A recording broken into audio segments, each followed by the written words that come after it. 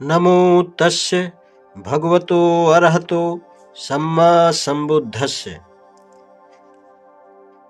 सिद्धार्थ का महाभिनिष्क्रमण, गृहत्याग, मानव कल्याण का मार्ग। सिद्धार्थ ने सोचा कि वह भारद्वाज के पास जाकर प्रव्रजित हो जाएगा। भारद्वाज का आश्रम कपिलवस्तु में ही था। तदनुसार वह अगले दिन अपने सारथी छन्न को साथ लेकर और अपने प्रिय अश्व कंथक पर सवार होकर आश्रम की ओर चल पड़ा।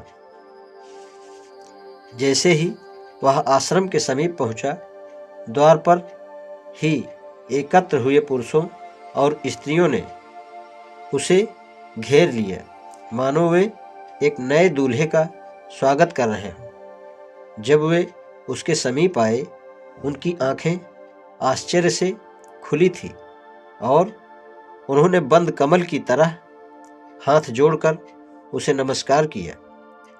वे सिद्धार्थ को घेर कर खड़े हो गए। उनके चित्त भाव विह्वल थे। वे ऐसे खड़े थे कि मानो वे अपने अपलक नेत्रों से उसका पान कर रहे हों और प्रेम के साथ पुष्पित हो रहे हों।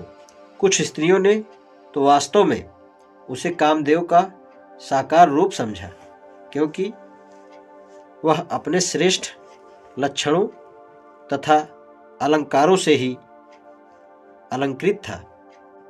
कुछ दूसरी स्त्रियों ने उसकी कोमलता, शालीनता और तेजस्विता को देखकर समझा कि अपनी अमृतमयी किरणों के साथ चंद्रमा ही पृथ्वी पर उतर आया हो। अन्य उसके सौंदर्य से मुग्ध हो मुंह खोले ऐसे खड़ी थी, मानो उसे निगल ही जाएगी। वे एक दूसरे को देखकर लंबी लंबी सांसें भर रही थी। इस प्रकार स्त्रियां केवल उसकी ओर एकटक देखे जा रही थी। न उनके मुंह में शब्द था, न चेहरे पर मुस्कुराहट। वे उसे घेरे हुए अवाक खड़ी थी और उसके प्रव्रजित होने के निर्णय पर विचार कर आश्चर्य कर रही थी। बहुत कठिनाई से उसने भीड़ में से अपने लिए रास्ता निकाला और आश्रम के द्वार में प्रवेश किया। सिद्धार्थ को यह अच्छा नहीं लगता था कि शुद्धोधन और प्रजापति गौतमी उपस्थित होकर उसकी प्रव्रज्जा को देखें, क्योंकि वह जानता था कि ऐसे समय में उसके माता पिता व्यथा से टूट जाएंगे। लेकिन उसकी जानकारी के बिना ही वे पहले से ही आश्रम में पहुंच चुके थे। ज्यों ही उसने आश्रम के हाथे में प्रवेश किया, उसने देखा कि उपस्थित भीड़ में उसके माता पिता भी हैं।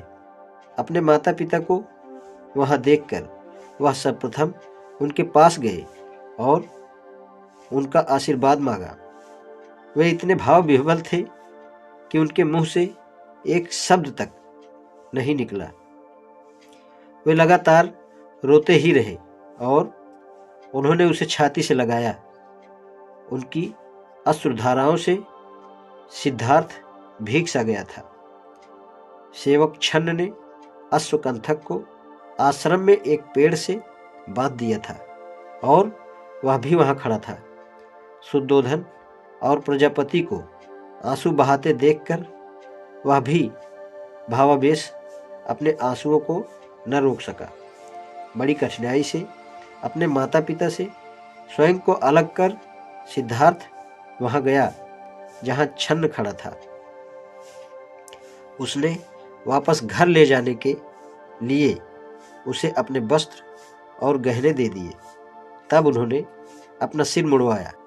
परिव्राजक के लिए आवश्यक था। उसका चचेरा भाई महानाम परिव्राजक के योग्य वस्त्र और भिक्षा पात्र ले आया था। सिद्धार्थ ने उन्हें पहन लिया। इस प्रकार परिव्राजक जीवन में प्रवेश करने के लिए तैयार होकर सिद्धार्थ भारद्वाज के पास गया ताकि वह उसे विधिवत प्रव्रज्या दे सके। अपने शिष्यों की सहायता से भारद्वाज ने आवश्यक संस्कार किए और सिद्धार्थ गौतम के परिव्राजक बनने की घोषणा की। यह याद करके कि उसने शाक्य संघ के सम्मुख दोहरी प्रतिज्ञा की थी, एक तो प्रव्रज्या लेने की और दूसरे अविलंब ही शाक्य जनपद की सीमा से बाहर हो जाने की। सिद्धार्थ गौतम प्रव्रज्या का संस्कार समाप्त होते ही अपनी यात्रा पर चल पड़ा।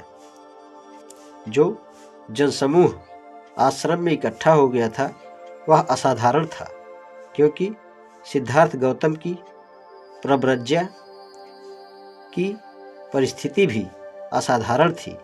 जब राजकुमार आश्रम से बाहर निकला, जनसमूह भी उसके पीछे पीछे हो लिया। उसने कपिलवस्तु से विदा ली और अनोमा नदी की ओर आगे बढ़ा।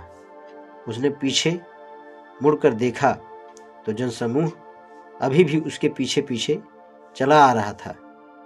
सिद्धार्थ रुका और जनसमूह को संबोधित करते हुए कहा, बहनों और भाइयों, मेरे पीछे पीछे आने से कोई लाभ नहीं है।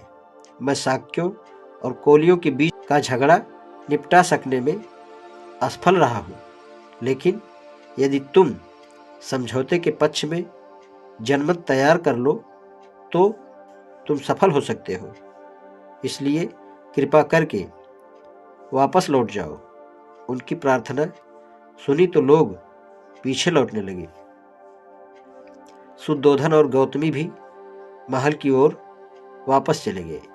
सिद्धार्थ गौतम के त्यागे वस्त्रों और गहनों को देखना गौतमी के लिए असहनीय था।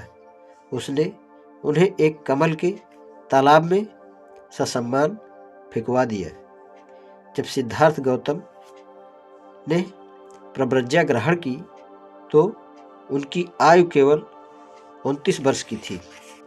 लोग उसे याद करते थे और यह कहकर प्रशंसा करते थे कि यह शाक्य उच्च कुलोत्पन्न है, यह श्रेष्ठ माता पिता की संतान है, यह संपन्न है, यह तारुण्य के मध्य में है, यह सुंदर शरीर और बुद्धि से युक्त है, सुख भोग में पला है और यह अपने संबंधियों से इसलिए लड़ा ताकि पृथ्वी पर प्राणियों के लिए शांति और सद्भावना बनी रहे। वह शाक्य तरुण था जो नातेदारों के बहुमत के आगे झुकने के बजाय स्वेच्छा से दंड स्वीकार किया, जिसमें ऐश्वर्य की जगह दरिद्रता, भोग व समृद्धि के स्थान पर भिक्षाटन, घर की जगह बेघर हो जाना था। और इस प्रकार उसके साथ उसकी देखभाल व चिंता करने वाला कोई नहीं है और संसार में ऐसा कुछ नहीं है जिसे वह अपना कह सके। इसका यह स्वेच्छा से किया हुआ महान त्याग है। यह बहुत ही वीरता और साहस का कार्य है। संसार के इतिहास में इसकी उपमा नहीं मिलती। यह शाक्य मुनि अथवा शाक्य सिंह कहलाने का अधिकारी है। शाक्य कुमारी किसा गौतम का कथन कितना सही था। सिद्धार्थ गौतम के संबंध में उसने कहा था, धन्य है वे माता पिता जिन्होंने ऐसे पुत्र को जन्म दिया, और धन्य है वह पत्नी जिसका ऐसा पति है। आज इतना ही। नमो बुद्धाय।